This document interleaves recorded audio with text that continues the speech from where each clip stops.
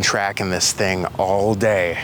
Finally got myself this wily kielbasa. So we're gonna do some skewers here since I already have the rack down here. And on these skewers with this kielbasa, I'm just gonna go with a little bit of onion, and I'm gonna cut this into petals. I just want onion petals on my skewer, and this is all going to go on a pretzel roll. I want this to be a very like sausagey kind of, well, sausage, a sausagey sausage. After I get some of these onions on here, I'm also going to cut up a poblano pepper, and poblanos are very mild.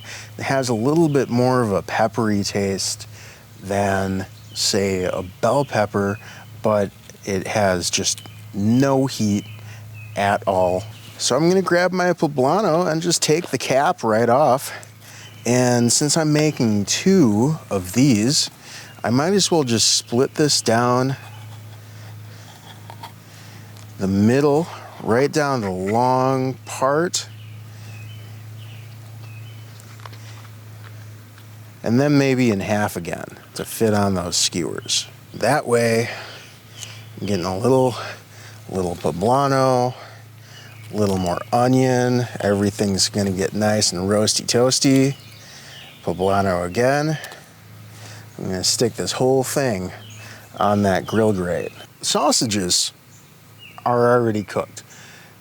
All I need to do is get these veggies to a state where they're gonna be really good on a bun. So what I'm actually gonna do is put the sausage kind of in the indirect heat over here, and then the veggies over the direct heat of the coals, and then I'll flip. While we're working on that, I'm just gonna wet my fingers a little bit and get a little bit of water on the top of these pretzel buns. And I really like pretzel buns with sausage. They just go together. Peas and carrots, meat and potatoes, peanut butter and chocolate, peanut butter and jelly, mashed potatoes and gravy.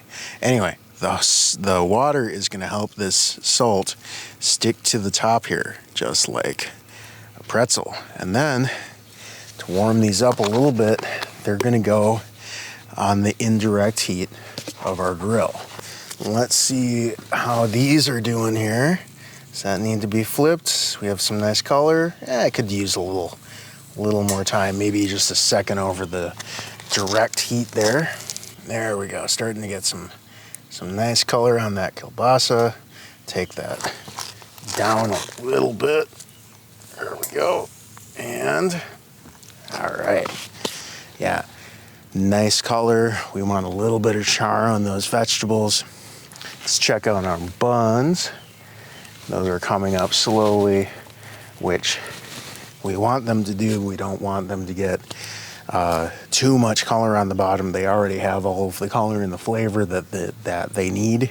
You see, campfire cooking doesn't need to be complicated. You can get things that are already done, but it doesn't mean that you need to sacrifice actually cooking them. We have a kielbasa that we could have eaten right out of the package. We have pretzel rolls that were already made by whoever makes these pretzel rolls.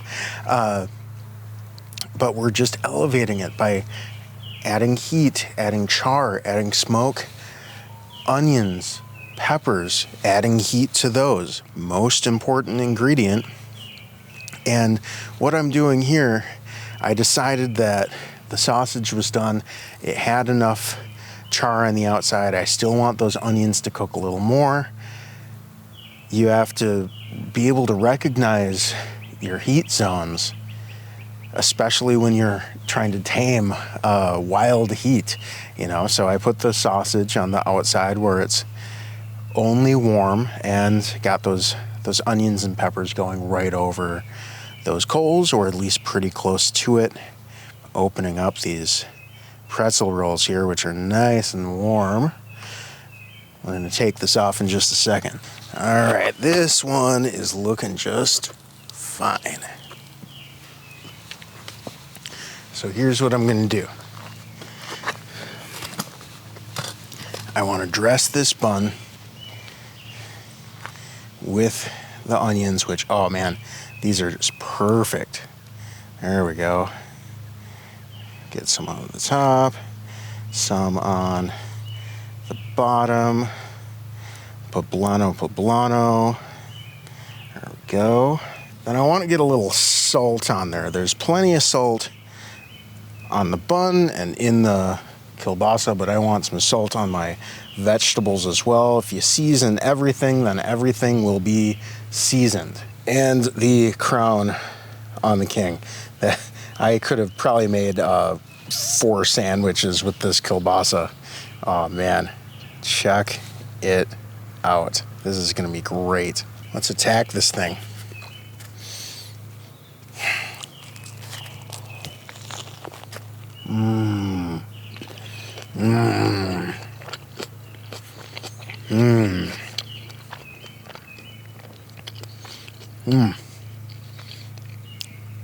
Peppers and onions, can't go wrong.